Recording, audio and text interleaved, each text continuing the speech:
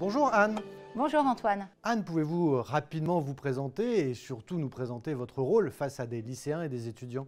Oui, alors Antoine, je suis coach d'orientation indépendante et j'accompagne les jeunes dès le lycée en fait dans leur choix d'orientation post-bac.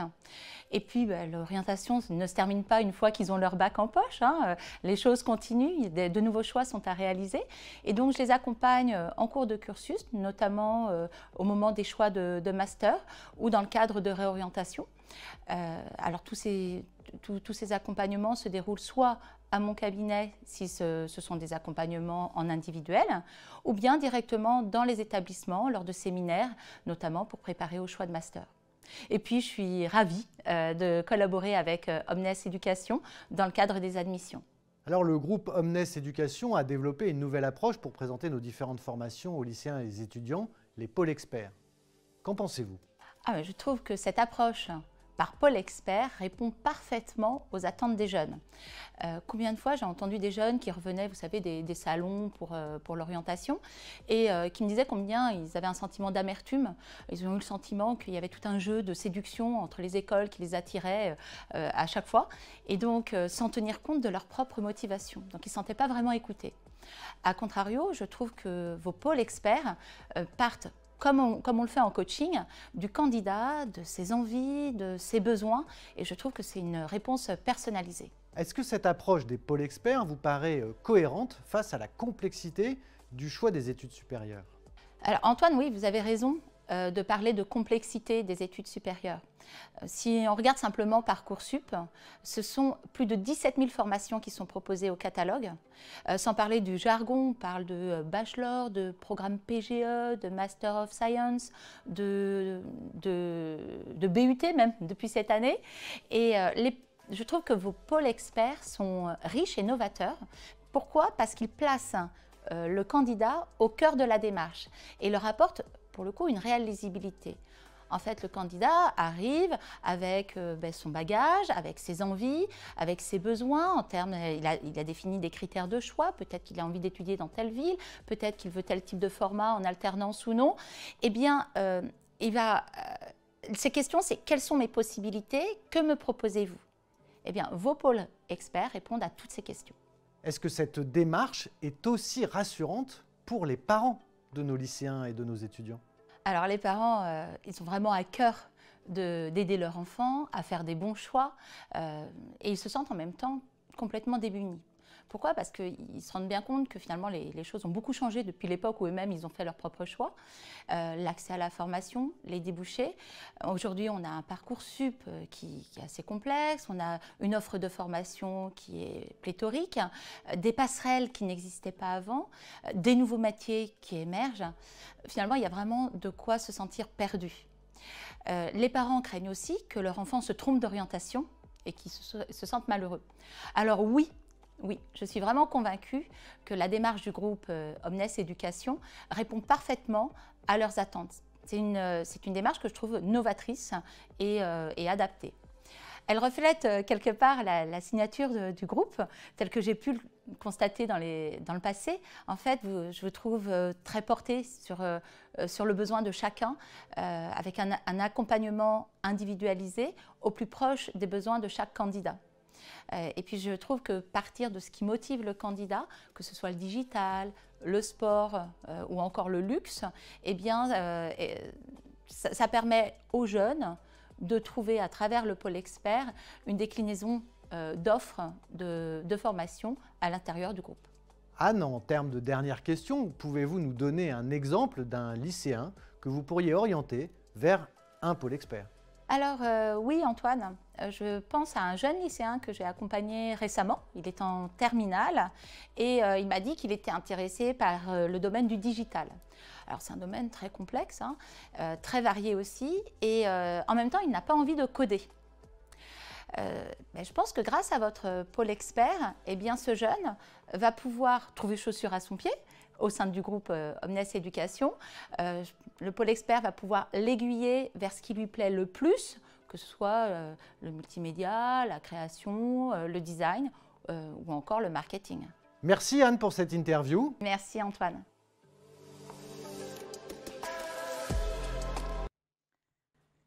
cette conseillère d'orientation a bien soulevé tous les problèmes qu'on peut rencontrer ou que vous avez rencontrés, je pense, depuis la terminale. Alors, on va parler un petit peu orientation, mais orientation cette fois côté entreprise. Donc, je vais accueillir évidemment notre parrain qui est toujours là, Ronan, donc de la Durée.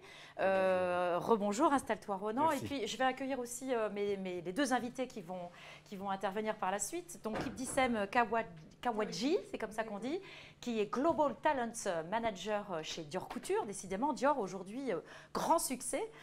Bienvenue. Et puis Catherine Arniche, qui est directrice pédagogique d'un de nos pôles luxe en MSc MBA. Sachant que toutes les deux, vous allez essayer de nous expliquer un petit peu en termes d'orientation et de métier les choix qu'on va faire. Ronan, peut-être en introduction, qu'est-ce que tu peux nous dire sur la partie recrutement, orientation dans les métiers du luxe par rapport à, en plus, tout ce qu'on s'est dit depuis ce matin? Complètement. Alors déjà, dans un premier temps, je vais me représenter pour les personnes qui n'étaient pas là ce matin. Oui. Donc, je suis Ronan Lemestre, je suis le directeur international de la Maison La Durée. Je suis aussi donc, le directeur scientifique des MSc MBA INSEC. Je travaille main dans la main avec Catherine Arniche pour ce pôle luxe qu'on a vraiment l'intention de professionnaliser, et le mot professionnalisation est extrêmement important pour nous, pour le futur. En fait, ce n'est pas juste des professeurs qui viennent donner des cours à des étudiants. Le groupe Omnes Éducation a vraiment pour vocation que nous, professionnels du monde du luxe, on soit présents pour donner et pour émettre en fait nos besoins en termes de métier. Qu'est-ce qu'on a besoin pour les métiers de demain? Qu'est-ce qu'on a besoin aussi en termes de talent? Et je pense que Ibtissem pourra en parler mieux que moi par rapport à la maison Dior. Et nous, chez La Durée, il y a des métiers qui vont être force de proposition pour demain. La fidélisation client, donc le CRM, sur lequel nous, on a vraiment besoin d'avoir des nouveaux talents. La même chose au niveau du parcours client aussi au sein de nos magasins. Le client, c'est vraiment est roi. Comment est-ce qu'on va pouvoir mettre ce client comme le centre dans nos magasins? La même chose au niveau du digital. Le digital, comment est-ce qu'on fait pour envoyer des macarons? C'est du frais. C'est des produits qui sont consommables. Comment est-ce qu'on fait pour les envoyer à l'autre bout de la France?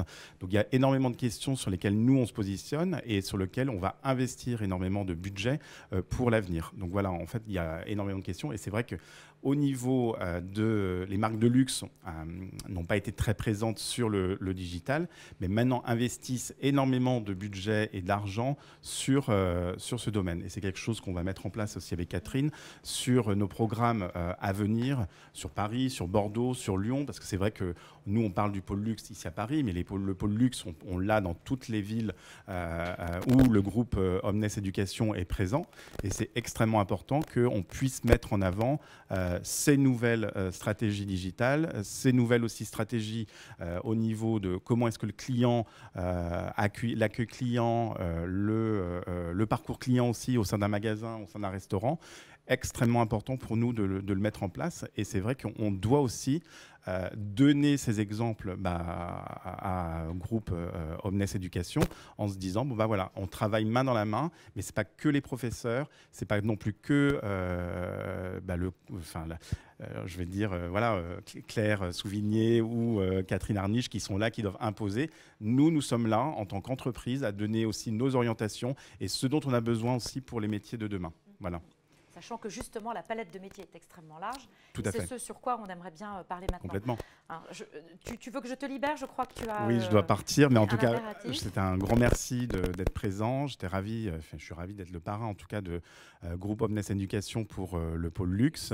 Et en tout cas, merci beaucoup de votre invitation. J'étais ravi et à très vite, j'espère, en tout cas au sein de nos cours et de nos programmes. Voilà. Merci beaucoup, au revoir, à très vite. Au revoir. Je te laisse donner ton... Merci beaucoup. Alors, merci de ton introduction. Alors, ce que je vous propose, c'est de vous poser des questions, je pense qu'ils sont celles que tous les étudiants se posent quand ils veulent faire du luxe. Je rebondis un peu sur ce qu'a dit tout à l'heure la conseillère, avec la multitude d'informations, de formations que les étudiants trouvent et qui font que finalement, ils ne savent pas trop comment s'orienter et quel choix faire. D'autant qu'il y a, on l'a compris, beaucoup de métiers dans le luxe. Alors, la première question que j'ai envie de poser, je commence toujours par peut-être un peu l'école et après, c'est l'entreprise qui va s'exprimer. Comment, en tant qu'étudiant, quel que soit mon niveau d'études, je peux être sûre que je suis fait pour le luxe? Catherine. Alors c'est vrai que cela peut paraître une question un peu délicate parce que parfois quand on sort aussi bien du bac ou même parfois du bachelor, on ne sait pas encore tout à fait ce qu'on veut faire, ou je le vois bien parmi mes étudiants qui me disent j'ai changé d'orientation parce qu'en fait je me suis trompée. Pour le luxe, de ce que j'en ai su et vu en discutant avec les étudiants dernièrement, c'est que c'est plutôt une vocation. C'est-à-dire que tous m'ont dit, eh bien nous, on savait depuis tout le temps, soit parce qu'on aime bien s'habiller, soit parce qu'on suit la mode, soit parce qu'on est très proche de tout ce qui est publicité dans le luxe. Une étudiante m'a dit, mon papa élevait des chevaux, donc pour moi Hermès, c'était quelque chose d'évident. Et les étudiants si vous sentez que vraiment le luxe c'est pour vous parce que vous vous intéressez à la mode, à la beauté, ne vous posez pas plus de questions, c'est vraiment que c'est fait pour vous. C'est quelque chose que vous devez ressentir. Il y a beaucoup d'émotions. Hein. Le luxe, on est lié au luxe. Et je pense que vous ne me contredirez pas là-dessus. C'est lié beaucoup avec l'émotion qu'on ressent. Je vois les qui font oui. Et là, en général, on se pose pas plus de questions parce qu'on le sait au fond de nous que c'est pour nous, quoi. On a parlé beaucoup d'émotions ce matin, donc effectivement, c'est un terme intéressant. Ibtissam, qu'est-ce que vous pouvez nous dire là-dessus? Merci beaucoup, parce que je vous rejoins beaucoup, Catherine, sur l'approche et ce que vous dites. Alors moi, j'ai la chance de travailler dans le luxe depuis 7 ans. Maintenant, donc j'avais commencé au sein du groupe Richemont et ensuite au sein de la maison Christian Dior Couture, et je pense que c'est vraiment des métiers de passion, parce que c'est soit on est passionné par l'univers, passionné par l'art, la mode, la beauté, passionné vraiment par l'univers en tant que tel, et je pense que c'est vraiment des choses qui nous réunissent tous quand on regarde de manière globale, aussi bien dans la maison Christian Dior que dans d'autres maisons de mode, je suppose. Nous, on est vraiment très, très, très sensible à ce savoir-faire. Je pense le savoir-faire, c'est quelque chose qui est inné chez nous. L'héritage, surtout que Monsieur Christian Dior a pu justement communiquer au monde. Et on est tous attachés justement à cet univers. Donc, je pense que si vraiment c'est des messages, c'est des choses qui vous parlent, vous avez complètement une vocation à faire métier dans la mode, dans le luxe. Merci. Voilà. Alors parlons un peu métier, Catherine. Quels sont les grands métiers dans le luxe vers lesquels on peut s'orienter d'une façon générale? Alors déjà, grâce à Ibtissam, on sait qu'on a tous les métiers différents dans la haute couture, aussi bien en tant que, ça peut être chef de produit, ça peut être dans la vente aussi, puisque il y a plein de boutiques, de belles maisons qui ont besoin de personnes qui ont fait cette formation. Ça peut être aussi au niveau cosmétique, ça peut être au niveau marketing dans des maisons de luxe, hein, puisque tous les programmes que nous faisons ont quand même un panel qui touche à beaucoup de domaines. Ça peut être dans la communication aussi, dans des maisons de luxe. Ça peut être aussi, si on se dirige plus vers une filière wine, ça peut être dans tout ce qui est les spiritueux, dans toutes les grandes maisons de champagne, dans des palaces, dans des restaurants étoilés. Donc vous avez des champs d'application qui sont extrêmement vastes et variés. Ça, c'est l'avantage. Alors plus spécifiquement, chez Dior Couture, ça marche peut-être pour tout Dior d'ailleurs, je ne sais pas, les différentes maisons. On est deux entités complètement différentes entre couture et parfum. Vous ne vous parlez pas. On s'entend bien. Vous vous entendez bien, mais, voilà, mais on est deux entités complètement différentes. D'accord, donc chez vous, à Dior Couture. Alors chez Dior Couture, nous concrètement déjà, il faut savoir qu'on recrute environ 600 stagiaires par an juste pour la France. Donc c'est quand même, on a un volume de stagiaires et d'alternants quand même qui est assez conséquent. Donc on recrute sur plusieurs métiers. Le retail étant principalement notre cœur de métier, donc on va recruter en moyenne 200 stagiaires et alternants en retail, donc en boutique, donc qui concerne vraiment des métiers de vente. Ensuite, on va avoir sur la division produits, donc où on va retrouver tous les différents postes, chef de produit, merchandising, etc. Et ensuite, on va avoir donc toutes les fonctions support, donc finance, supply chain, RH, IT et bien d'autres. On va avoir aussi tout ce qui est manufacture, parce qu'aujourd'hui, on investit aussi dans les apprentis et le savoir-faire que justement on possède pour pouvoir le transmettre aux jeunes talents. Donc, on investit beaucoup dans nos apprentis au sein de nos ateliers. Donc, c'est vraiment des métiers plus de petites mains. Donc, je dirais qu'on on a quand même... On a plus ou moins quand même beaucoup de postes et qui justement regroupent les différents métiers. Combien vous recrutez de jeunes par an? Alors, on recrute et je suis très ravie parce que ça, c'est vraiment un de mes objectifs en tant que Global Talent. Je suis ravie de dire que l'année dernière, on a recruté 614 jeunes diplômés. Donc ça, c'est vraiment une vraie victoire pour nous et c'est comme ça qu'on entend justement de plus en plus pouvoir recruter davantage de jeunes diplômés et donner la chance justement aux talents de demain. Et sur la France, les 600 ou sur le monde? Global. Au global. Et vous envoyez beaucoup de Français à l'étranger? Bien sûr, surtout sur le cadre de VIE. Les VIE, c'est vraiment un programme aujourd'hui auquel on croit beaucoup, mais aussi sur des mobilités. Et on essaye d'organiser au plus, moi avec les RH régionales dans les pays, justement on échange sur les différents talents qu'on peut avoir pour justement créer des ponts entre les différents marchés et renforcer la mobilité et favoriser aussi l'expérience internationale aux jeunes diplômés. Donc ça veut dire que l'anglais est indispensable. On est on a une entreprise internationale avec 100 nationalités différentes, donc oui, l'anglais est un plus. Oui, j'allais rebondir là-dessus justement. C'est l'importance des programmes en anglais, full English dans tous les programmes luxe. Alors, moi, j'avais une question. Est-ce que vous avez un parcours professionnalisant, c'est-à-dire un jeune, par exemple, va rentrer dans une boutique et puis après, il va passer un assessment et puis il va avoir un vrai parcours pour passer 10, 20, 25 ans dans la maison Dior? Alors, on a des parcours en retail, notamment. Aujourd'hui, on a le programme RLP. Donc, c'est un programme qui est constitué sur 2 ans. Donc, c'est généralement chez les jeunes diplômés. Donc, on offre l'opportunité, on va dire on reconnaît un talent au sein de la maison et on va vraiment miser sur ce talent. On va lui offrir l'opportunité d'être incubé dans ce programme. Et l'objectif, c'est un accélérateur vraiment de carrière où, au bout de 2 ans, ce jeune diplômé deviendra manager. Avec vraiment un projet de carrière dans 10 ans, je ne sais pas, devenir un de nos seniors de demain. Et on a beaucoup de personnes, justement, qui ont fait le programme RLP, qui sont aujourd'hui patrons de filiales et qu'on voit de plus en plus au sein de la maison. Mais c'est vraiment des métiers, des programmes sur lesquels on investit énormément parce que pour nous, c'est important déjà de reconnaître les métiers du retail, de la vente, parce que c'est des métiers qui sont propres à notre fonction et on aimerait vraiment de plus en plus attirer des talents pour rejoindre nos maisons. Alors justement, quand on parle de talent, parce que c'est ce qu'on essaie de former dans notre groupe, évidemment, en matière de soft skills, parce qu'on se doute bien sur le hard skills, les connaissances qu'il faut avoir en matière de luxe, on les connaît.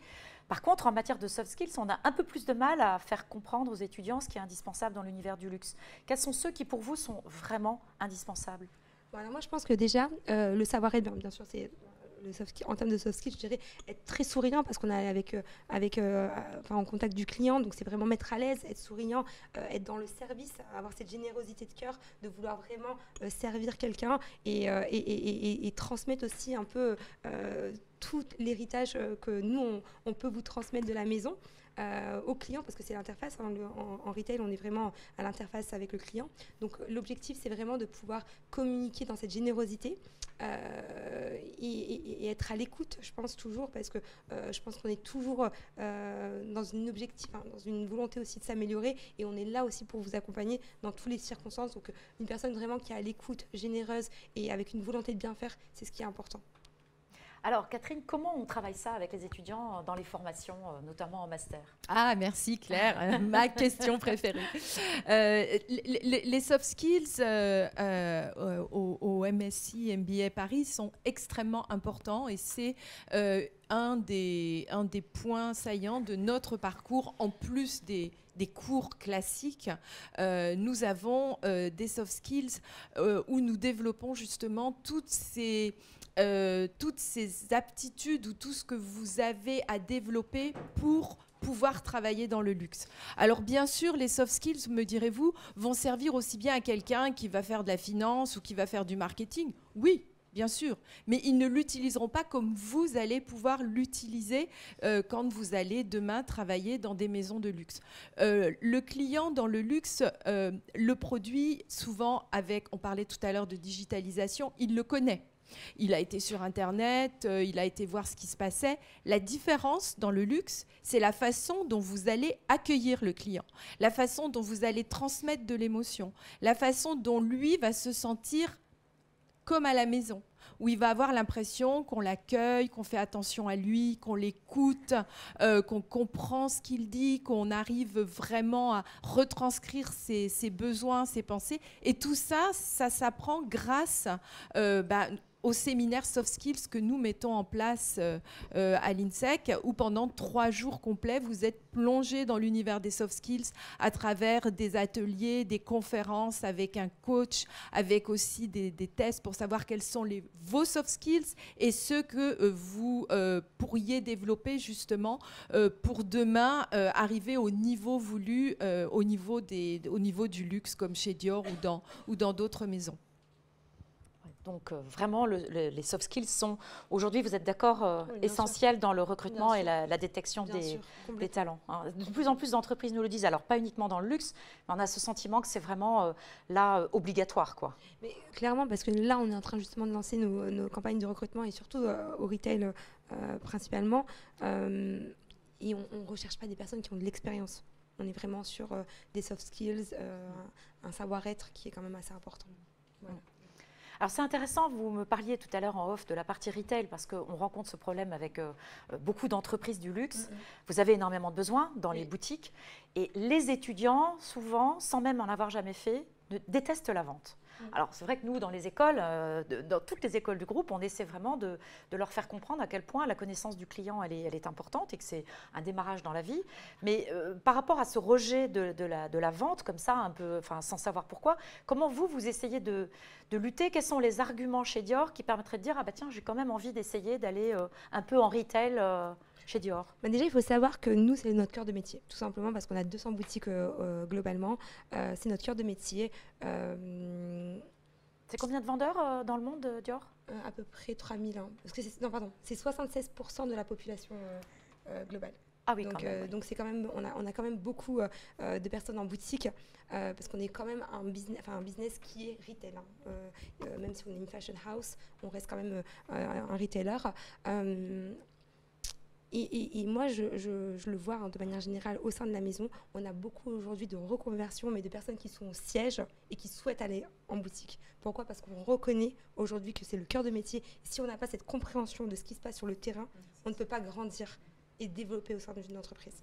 Parce que ce qui se passe sur le terrain, c'est clé pour justement se développer et mettre en place toute cette partie stratégique qu'on aime bien entendre en école de commerce, mais il faut avoir cette partie opérationnelle qui est clé pour justement développer par la suite une stratégie dans un contexte différent. Ouais, ça c'est effectivement, alors ça c'est un peu une contradiction de quelque chose qu'on peut reprocher aux écoles de commerce, de dire on fait très vite en master de la stratégie. Comment Catherine, nos étudiants, on les fait plus agir et faire que trop penser à la stratégie alors que ce n'est pas forcément ce qu'ils vont faire tout de suite en entreprise?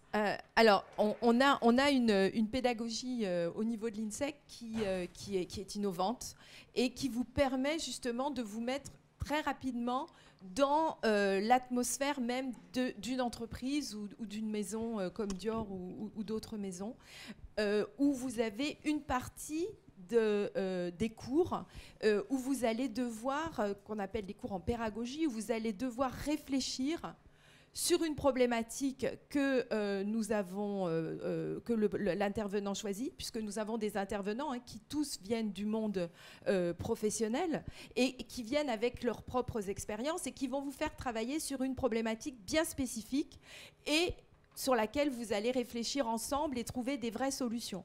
Et puis en parallèle, quand vous êtes en Master 2, on travaille sur des missions consulting où là, grâce à notre réseau, nous faisons venir des entreprises, des maisons qui viennent avec une problématique réelle qu'ils ont eux tous les jours et sur laquelle vous allez réfléchir à la manière d'un consultant et proposer des solutions à ce client qui en général les utilise. Je vois sur les années précédentes, nous avons eu des belles maisons qui sont venues nous proposer, nous demander des accompagnements sur des problématiques, qui sont repartis avec les propositions des étudiants et qui les ont appliquées dans leur quotidien, et ça a bien marché.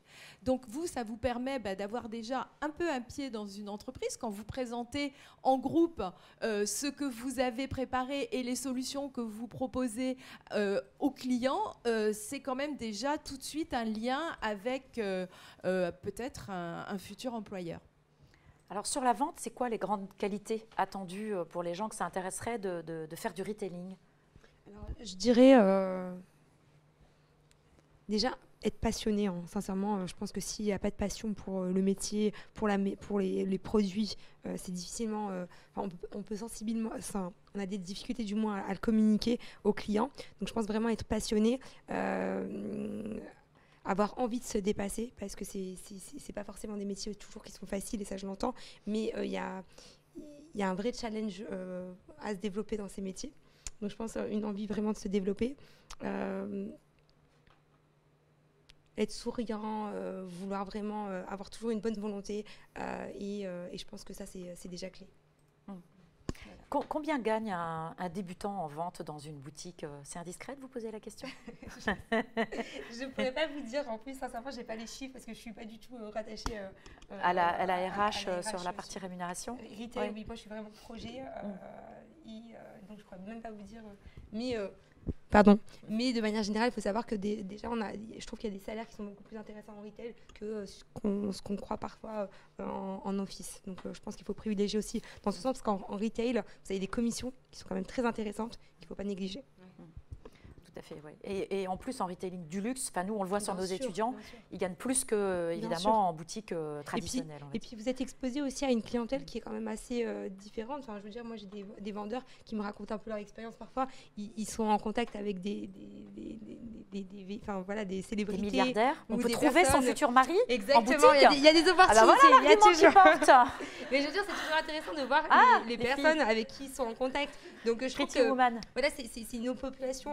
Voilà, vous êtes exposé à une clientèle quand même qui est assez luxueuse, etc. Donc du coup, c'est toujours intéressant aussi de s'y confronter. Oui, il y a une forme de découverte de l'humain, d'une forme d'humanité un peu différente, et en plus multiculturelle. Donc, il faut être, c'est ce qu'on disait ce matin, il faut être très curieux aussi dans l'univers du. Il faut avoir une vraie curiosité. Par contre, c'est vraiment une soft skill, je pense, qu'il est très important de le souligner. Être curieux, vouloir vraiment aller se développer, et je pense que ça, c'est vraiment être déterminé dans ce qu'on fait. Parce que c'est pas facile, mais quand on a les reins solides et on est déterminé, on peut faire de très belles choses. Il faut y croire. Et aussi le goût de l'effort, alors. On a tendance à... Oui, je crois qu'il faut au niveau du luxe qu'on arrête de penser un peu quelque chose, un peu déterré, un peu sur un nuage rose, doré, etc. Le luxe, c'est quelque chose où on donne énormément de sa personne parce que c'est fatigant. On peut être... je parle en temps de... j'ai connu dans un métier il y a quelques années des personnes qui travaillaient à la première à Air France. C'était pareil, c'était quelque chose où debout toute la journée, vous avez des clients difficiles, vous avez des clients qui sont très exigeants, donc il faut vraiment avoir cette résistance et physique et aussi la passion qui vous fera oublier que vous avez mal aux jambes, que quand vous êtes dans une boutique toute la journée, vous avez à un moment pas trop envie de sourire, mais il faut continuer à sourire. Donc ça, il faut en être conscient, il faut être absolument déterminé quand vous faites ça, de dire oui, mais je vais aller jusqu'au bout, quoi. Et d'ailleurs, alors il y a des difficultés dans effectivement la vente, mais dans les boulots du marketing ou de la communication, on oublie de vous dire qu'il y a par exemple énormément d'administratifs. Et c'est quand vous le découvrez, quand vous y arrivez, vous dites « je passais mon temps sur des tableurs Excel, etc. » Donc chaque métier, dans le luxe comme ailleurs d'ailleurs, je pense, a des aspects qui ne sont pas forcément glamour. C'est vrai qu'on associe tellement facilement, on le disait en début de journée, le glamour et le clinquant, le brillant au luxe, qu'on oublie que ça reste quand même un job et qu'en plus, ce sont des jobs exigeants, quoi. Moi, je veux dire, il y a plein de choses dans ma fonction. Il y a beaucoup de choses aussi que je peux faire aujourd'hui qui ne me font pas 100% plaisir, mais on le fait. Je veux dire, il ne faut pas négliger les choses. Par exemple, qu'est-ce que vous n'aimez pas faire? C'est intéressant de savoir chez Dior. Qu'est-ce que j'aime pas faire? Non, mais là, récemment, j'ai dû envoyer et paquer des job mag pour les stagiaires. Et je l'ai fait parce qu'une personne de mon équipe n'avait pas eu l'occasion de le faire. Mais voilà, on met la main à la pâte, on le fait. Et c'est pas forcément quelque chose, des fois, qu'on a envie de faire, paquer, refaire des choses. Mais on le fait, avec grand plaisir. Oui, ok. Autre chose à ajouter sur les métiers? Non, vous avez... Très clair pour moi. Non, je pense que j'ai fait le tour. Si vous avez des questions après, je suis ravie de pouvoir y répondre. Ouais. Peut-être qu'il y a des questions dans la salle pour nos invités, non? Oui. Ah. Madame Tissem, vous avez dit qu'on n'a pas forcément besoin d'avoir de l'expérience pour intégrer une grande maison. Nous, par exemple, on est à la recherche de l'alternance. Pardon, le micro. On a la volonté, comme vous avez dit, d'intégrer une grande maison de luxe.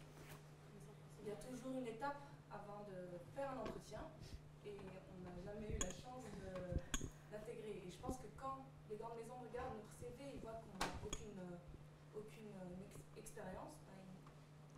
Alors, je me permets de reformuler la question puisque sinon on ne l'entend pas en ligne. C'est quoi les premières étapes quand on a envie de postuler et qu'on n'a pas sur son CV une expérience dans l'univers du luxe? Alors déjà, il faut savoir que le stage et l'alternance, ça a pour objectif justement d'offrir cette première expérience. C'est pour ça vraiment qu'on a ça en place. J'entends et je vois ce que vous exprimez. Je pense que c'est important aussi dans son CV de le personnaliser, de vraiment s'adresser sur un poste précis, parce que parfois on reçoit beaucoup de CV pour des stages et des alternances, mais peut-être que les postes ne sont pas ciblés, c'est un poste plus généralisé. Je pense que c'est très important de personnaliser par rapport à une offre donnée.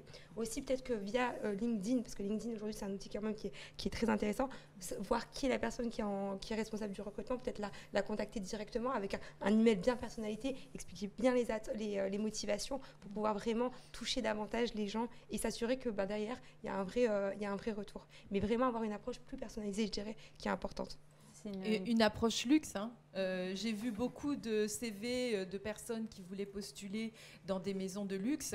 Et très souvent, c'était le même CV, la même lettre de motivation un peu bateau qui était envoyée à 7 ou 8 entreprises. Dès que vous faites un CV où vous voulez aller dans une maison de luxe, déjà, vous vous renseignez sur la maison.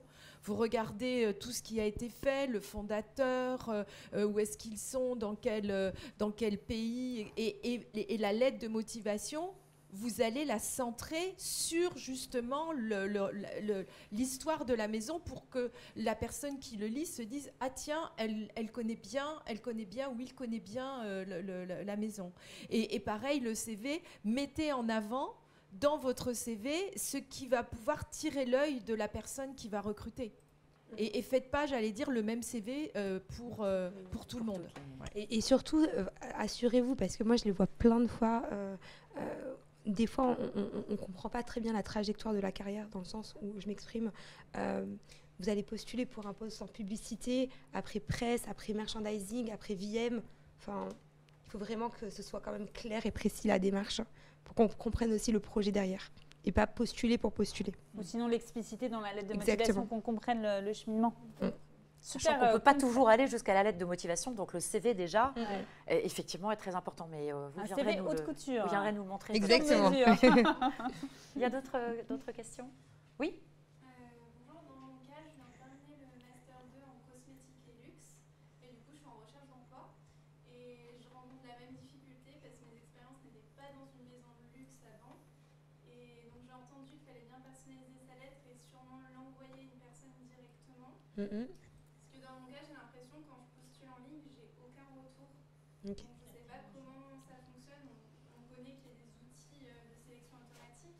Mais est-ce que vous avez des conseils pour sélectionner, entre guillemets, passer cette étape de donc là, oui, je me permets, je reformule encore pour que.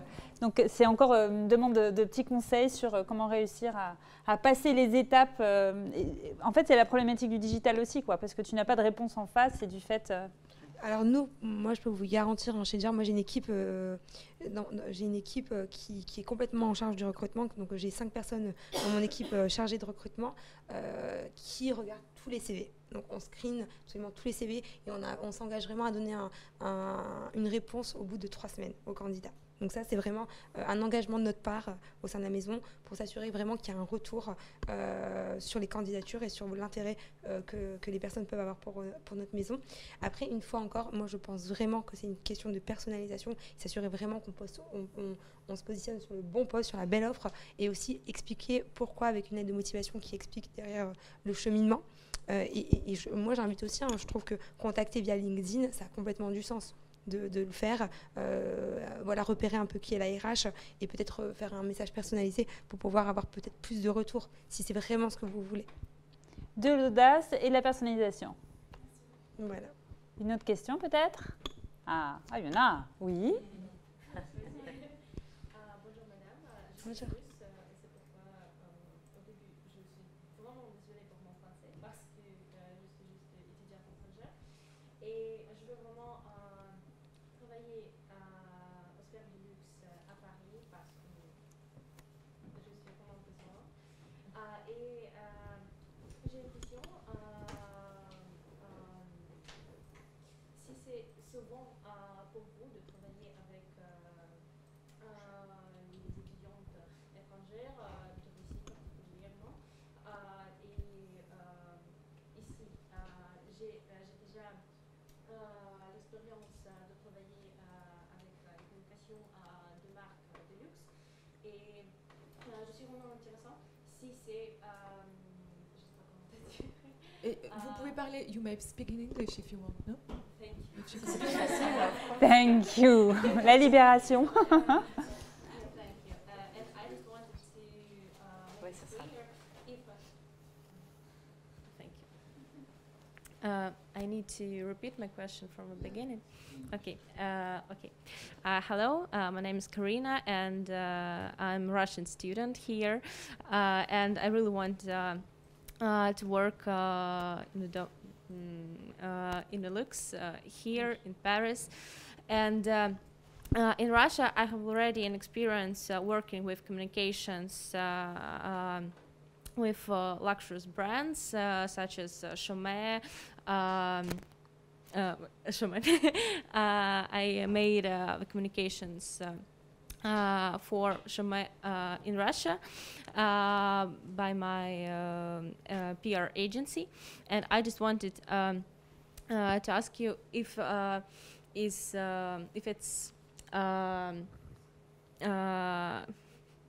it's often when you hire someone from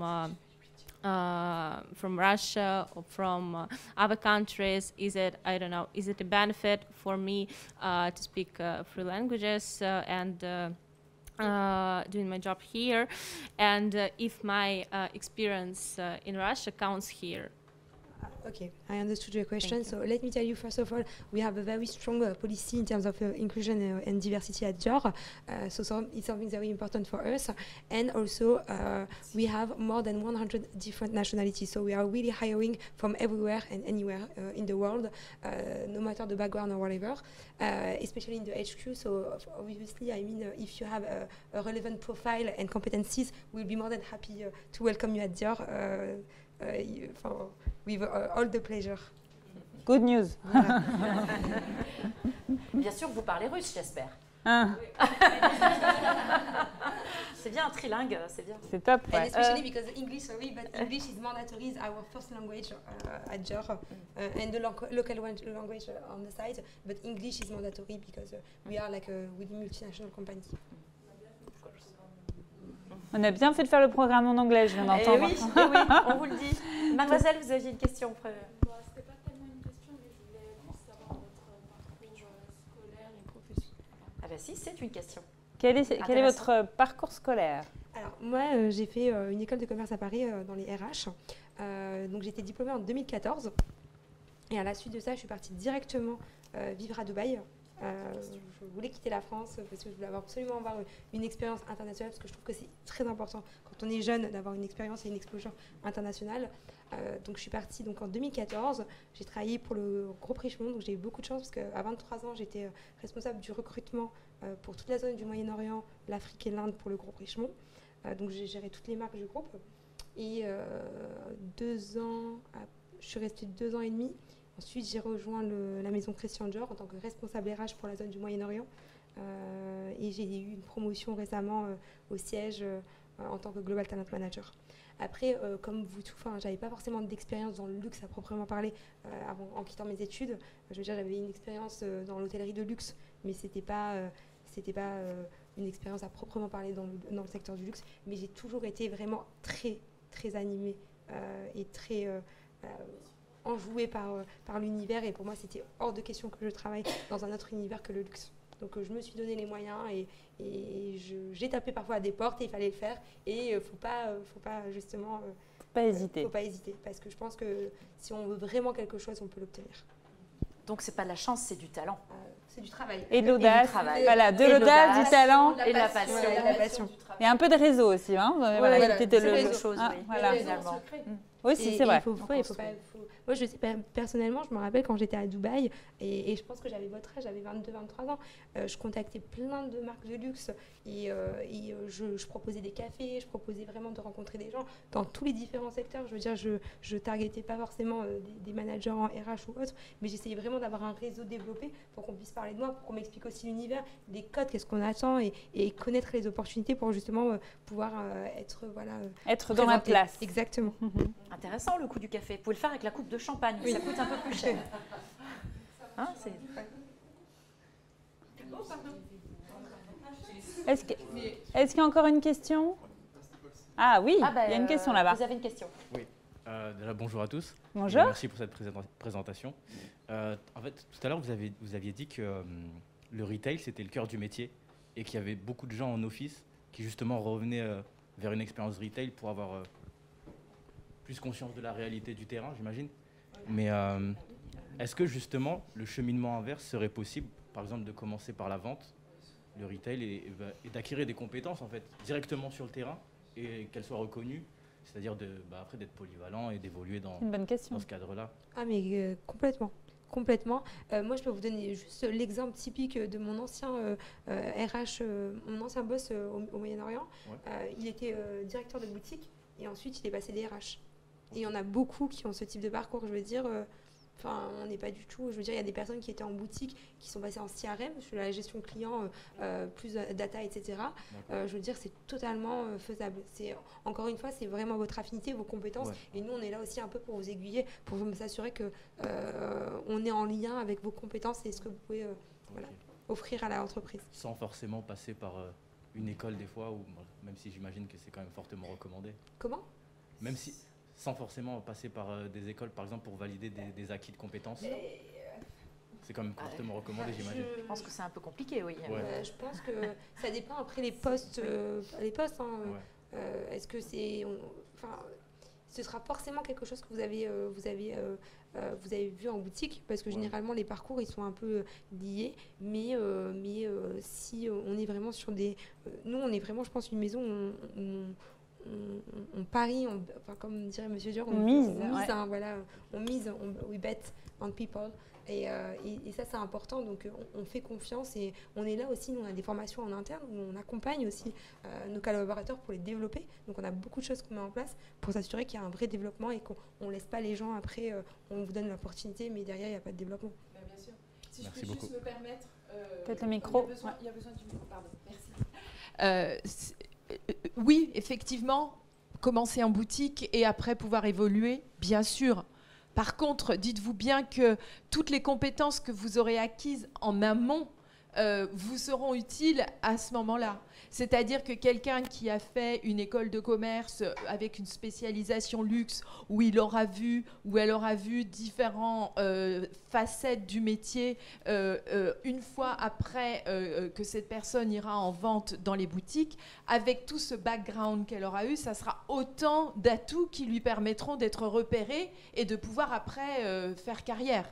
Donc, n'hésitez pas à accumuler des compétences et via par exemple, notre master management, luxury management, pour après, quand vous irez en boutique, avoir ces compétences et être remarqué par rapport à d'autres personnes dans la boutique qui n'ont pas vos compétences.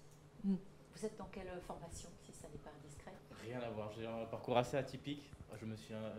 Je me suis intéressé en fait au monde du luxe, plus pour le côté stylisme, design. Et du coup, je suis là en fait pour...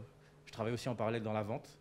Du coup, c'était intéressant pour moi de venir découvrir un peu quelles sont les bases pour pouvoir travailler dans ce milieu-là.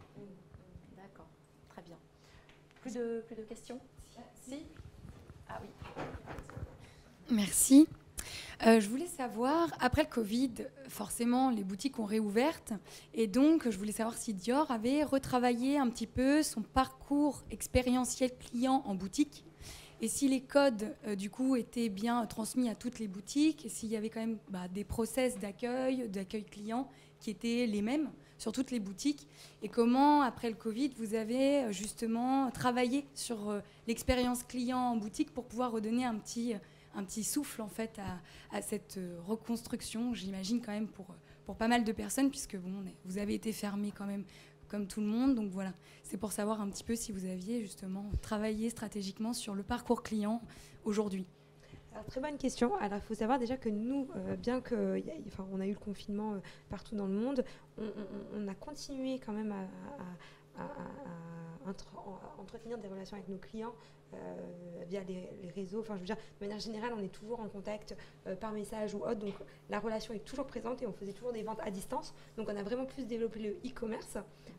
C'est plus cette notion qu'on a développée pendant le Covid et après Covid. Mais l'expérience reste la même. Après, je veux dire que on sera toujours dans une volonté de s'améliorer, ça c'est indéniable. Et chaque boutique est un peu libre aussi de se développer et de développer par rapport aux problématiques boutiques qu'elle peut rencontrer, comment elle souhaite que l'expérience client se déroule. Parce qu'une boutique, si vous allez aujourd'hui aux Galeries Lafayette ou à Saint-Honoré, c'est deux boutiques différentes et une expérience qui sera aussi différente. Parce qu'on est sur des clientèles qui sont différentes. Donc, sur l'expérience, on sera toujours sur quelque chose de toujours personnalisé. C'est comme le CV. Exactement.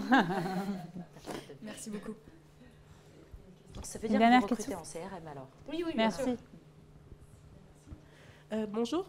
Alors, je suis étudiante en droit et je voulais être avocate pour une entreprise comme LVMH, Kering et autres. Et je voulais savoir s'il était intéressant pour quelqu'un comme moi de travailler dans le retail pendant peut-être mes études pour avoir une introduction au monde du luxe, même si je ne toucherais pas par le même moyen exactement. Est-ce que ce serait quand même intéressant pour quelqu'un comme moi de travailler dans le retail? Bien sûr, je pense que ça a toujours du sens. Hein. Enfin, je veux dire, moi j'ai fait ma première expérience, c'était en retail. Je travaillais chez Sephora et j'ai adoré. Enfin, c'était une super expérience et je trouve que ça nous apprend vraiment ce que... touche le bout du bout là. Exactement, c'est vraiment le cœur du métier, être face aux clients, comprendre aussi, avoir cette empathie de comprendre aussi qu'est-ce que les gens en boutique peuvent ressentir au quotidien, et c'est une super expérience. Je veux dire, c'est stimulant parce qu'on est tellement, on découvre un monde qui est complètement différent, avec des codes qui sont complètement différents, et je pense qu'au contraire, ça peut être que enrichissant. Ce qui est bien à l'INSEE, la première année, on est obligé de faire un mois de stage en retail. C'est obligatoire. À l'INSEE, on est obligé de faire un mois de stage en retail. Je répète, pour nos amis. En bachelor. En bachelor. En BBA, bachelor, oui, tout à fait. On doit savoir ce qu'est un client. Et c'est très enrichissant. Jennifer. Moi, j'avais une question sur le retail. Quand on entre dans quand on veut travailler dans le retail, est-ce que quand on arrive, par exemple, pour une maison comme Dior, vous avez en fait des formations en amont, parce que c'est quand même une maison, c'est une expérience qu'on doit en fait montrer aux clients. Donc il faut d'abord le connaître. Donc est-ce que avant en fait de commencer directement à vendre, vous avez des formations sur la maison Dior? Oui, bien sûr. Bien sûr. Vous avez des formations, on vous forme, vous avez des traîneurs des fois en boutique qui sont là aussi pour vous former. Enfin, on vous lâche pas. Hein. On vous laisse pas comme ça dans la nature. Non. Ouais, c'est vrai que raconter l'histoire de Dior comme ça, bien sûr, non. Brut de fonderie, c'est un peu compliqué. Généralement, on a vraiment des traîneurs en boutique, donc qui sont là aussi pour vous accompagner. Donc, vous avez beaucoup de formations. C'est bien rodé. Ouais. Et d'où l'importance d'avoir... je suis désolée. D'où l'importance, je rebondis moi toujours sur la lettre de motivation, parce que je pense à vos questions de tout à l'heure. Dans votre lettre de motivation, si déjà la personne qui lit voit que vous connaissez la maison, que ce n'est pas la même que vous avez envoyée pour aller travailler chez Sephora, automatiquement, bien sûr, votre CV va attirer l'œil et vous aurez plus de chance. Hein? Totalement d'accord. Encore une question, on est bien. On est bien. Bah, merci beaucoup à tous pour vos questions. Alors, on a découvert énormément de métiers, mais alors par rapport justement à tous ces métiers, que propose le groupe Omnes Éducation en termes de formation? Le pôle expert luxe. D'univers, Voilà. voilà. Alors, je ne sais pas si vous voyez bien dans la salle, mais je pense qu'en tout cas, ceux qui sont en ligne voient bien. Ce qu'on essaie de faire, non, j'ai un micro. Ce qu'on essaie de faire dans le groupe Omnes, c'est vraiment de proposer des programmes selon le cycle bachelor et selon le cycle MSc, qui permettent d'irriguer à peu près tous les secteurs et tous les métiers du luxe. Alors, les métiers dont on a parlé là depuis une petite heure. Et donc, c'est de commencer, d'ailleurs, on vient d'en parler beaucoup du retailing, puisque nous avons donc un bachelor en retailing, où l'objectif, c'est vraiment de proposer aux maisons de luxe, enfin à tout l'univers du luxe, des étudiants qui ont envie de vendre. Alors, c'est ce on en discutait tout à l'heure avec Ibtissem. C'est vrai qu'on a du mal à expliquer aux jeunes qui arrivent, souvent ils arrivent, on fait cette spécialisation en 3e année de bachelor, ils arrivent après un DUT, un BTS ou une EL2, et ils ont beaucoup de mal à se dire je vais aller vendre. Aller vendre, ce sont des métiers pas nobles, ce sont des métiers qui ne nécessitent pas des études supérieures, et moi je veux aller jusqu'au bac+5, etc. En réalité, on en discutait, c'est une grosse erreur.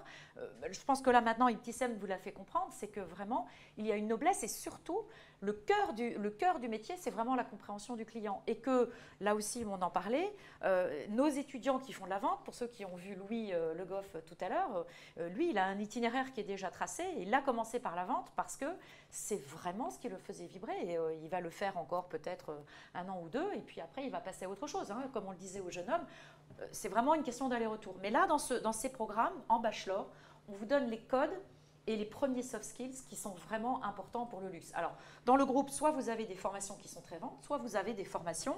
Là, on a un bachelor qui est très généraliste en luxe, hospitality, tourisme. Là, on va toucher des secteurs un peu différents pour vous faire découvrir l'univers du luxe, mais plutôt de façon générale, pas forcément lié à la vente, mais vraiment à la connaissance du secteur. Donc, soit le secteur, soit le métier et la vente. Et dans plusieurs écoles comme celle-là, c'est pareil, vous pouvez aller à Monaco aussi. Nous avons une école qui s'appelle l'IUM et qui propose aussi un bachelor en luxe, complètement en anglais. Bon, vous l'aurez compris, l'anglais, il est indispensable. Alors au bachelor à Paris, on le fait encore en français, mais il y a beaucoup de cours en anglais parce que c'est important de pouvoir maîtriser la langue assez rapidement. Donc en bachelor, on est dans une découverte de l'univers pour les jeunes qui déjà ont cette passion du luxe. On le voit bien, ceux qui viennent, ils sont vraiment passionnés. Et puis en cycle master, alors on a beaucoup plus de programmes. Pratiquement chaque école, à part notre école d'ingénieurs et notre école de géopolitique, toutes les autres écoles du groupe Omnes proposent des programmes en luxe. Alors, est-ce que vous voulez vous orienter plutôt événementiel, communication, vous allez à Sup de Pub. Il y a un programme en français, un programme en anglais. Évidemment, je conseille plutôt celui en anglais, mais bon, voilà, il y a possibilité évidemment de faire les deux. L'intérêt aussi des programmes en anglais, c'est que vous allez rencontrer énormément d'étudiants étrangers. Il y a des Russes comme Mademoiselle, mais beaucoup de nationalités. On a 70 nationalités différentes, rien que dans les programmes MSc, MBA. Donc on peut faire la communication, la publicité, on peut faire évidemment la partie plus marketing, marketing stratégique. Là, c'est pratiquement toutes les écoles le proposent, mais certaines vont être plus business, comme les MSc, MBA. Certaines vont être plus sur la culture. Je pense à l'ESCE qui propose un programme qui s'appelle Heritage, où là, on va vraiment parler de la philosophie du luxe pour bien le faire comprendre et que les étudiants qui ont une spécialité, qui en communication, qui en marketing avant, vont ajouter cette dose de luxe.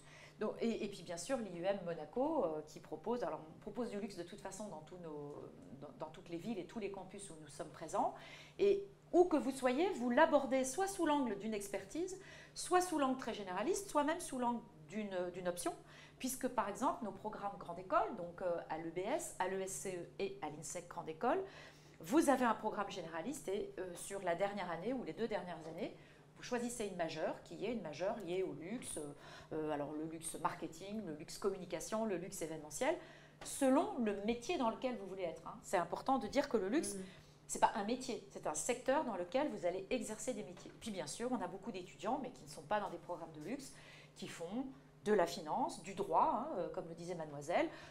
Par exemple, vous faites des études en contrôle de gestion, et vous ciblez les entreprises du luxe pour aller faire du contrôle de gestion. Là, c'est vrai qu'on a moins besoin d'apprendre les codes. moins besoin d'apprendre l'histoire. Pour autant, tous ceux qui intègrent, hein, on le voit dans nos financiers, les boîtes de luxe, ne veulent plus quitter ce secteur parce que justement ils sont happés. Et en plus pour des financiers, c'est moins facile d'être tout de suite dans la passion, mais en fait ils s'y trouvent happés. Hein. Je pense à un ou deux étudiants, contrôleurs de gestion, DAF, où c'est tombé par hasard, je suis allée dans le luxe et puis alors tout à coup, un monde extraordinaire, une révélation. Alors, évidemment, ils ne vont pas aller en boutique, mais par contre, ils vont faire de très belles carrières sur un univers qui leur parle et dont les valeurs sont vraiment très chères. Donc voilà, l'objectif, c'est vraiment en fonction de votre envie d'attaquer soit par le secteur, soit par une expertise, soit par un métier, peu importe, dans le groupe, vous avez vraiment tous les choix, et puis bien sûr tous les niveaux d'études, qui vous permettent vraiment de choisir en fonction de votre objectif. Et puis en plus, vous pouvez naviguer, hein, puisque vous pouvez faire un programme, en général, c'est ce que font les étudiants, plutôt classique, généraliste en bachelor, et puis choisir une expertise après en master. On peut très bien arriver en master sans avoir jamais fait de luxe. On peut très bien choisir en bachelor de faire une spécialisation sur le luxe et d'aller faire, ça c'est très bien, par exemple, du marketing digital en MSc, parce que vous allez pouvoir vendre cette double expertise. J'ai travaillé dans le luxe, dans une boutique Dior, et après j'ai fait du marketing digital et je peux aller travailler dans le marketing digital chez Dior. Donc voilà, on essaie d'avoir, et d'ailleurs on va beaucoup en parler avec Ibtissem dans les semaines à venir, puisqu'on aimerait bien que beaucoup de nos étudiants puissent rejoindre cette belle maison. Avec plaisir. Bon, donc à suivre. Merci beaucoup. Alors, on arrive à la fin de cette journée. On va faire un petit mot de la fin, peut-être que chacun d'entre vous a un dernier petit message à apporter auprès de nos étudiants ou lycéens qui sont là, un dernier petit conseil avant de partir. Catherine. Alors, moi, ce que je peux vous dire, c'est que si vous êtes là aujourd'hui, déjà, c'est que vous avez cette appétence pour le luxe. C'est vraiment un domaine, quel que soit le poste que vous ayez dans une des maisons, des belles maisons. En France, nous avons la chance d'avoir de très belles maisons de luxe. Pour venir aussi de cet univers-là, je ne peux que vous encourager et venir vous dire de nous rejoindre, parce que l'ensemble de nos intervenants sont aussi issus dans les programmes luxe de cet univers et sauront vous faire partager leur passion. Voilà, donc nous vous attendons, bienvenue. Merci beaucoup. Merci Catherine. Ibtissem. Alors moi, je vous dirais juste, si vous avez vraiment une passion pour le domaine et pour le secteur du luxe, vraiment accrochez-vous et allez-y, parce que je pense que si vous voulez vraiment intégrer, vous pouvez y arriver en mettant toutes les chances de votre côté. Audace, personnalisation, passion, exigence, qui sont les prérequis à réussir à passer. Curiosité, je crois que vous en avez eu pour votre compte aujourd'hui. Un petit mot de la fin pour toi aussi, Claire, peut-être? Oui, voilà, je pense que, en tout cas dans le groupe Omnes, vraiment les deux termes que je retiens, c'est passion et exigence. Parce que la passion, on sait pourquoi vous êtes là, et un étudiant passionné, c'est un étudiant qui s'investit dans sa formation et surtout qui est acteur de sa formation. Hein. Donc la formation, ce sont des cours, mais c'est tout le travail personnel et c'est bien sûr la partie entreprise qui est vraiment essentielle. Et l'exigence, c'est d'aller au bout de ce que vous faites quand vous vous y mettez. Souvent, bon, alors après, il faut que jeunesse passe, hein, mais c'est important d'aller au bout quand on a décidé de se lancer dans quelque chose. S'engager. Voilà, l'engagement, c'est vraiment quelque chose d'important et je pense que dans le luxe, ça l'est encore davantage. Ouais. Merci beaucoup à toutes les trois. Si vous avez encore des questions, alors pour ceux et celles qui sont ici, n'hésitez pas à échanger avec nos invités. Pour vous qui êtes en ligne, jusqu'à 18h, vous allez pouvoir échanger également avec des responsables des écoles qui seront ravis de répondre à toutes vos questions. Donc n'hésitez pas. Et puis vous allez recevoir aussi dans les jours qui viennent, une petite semaine, le replay.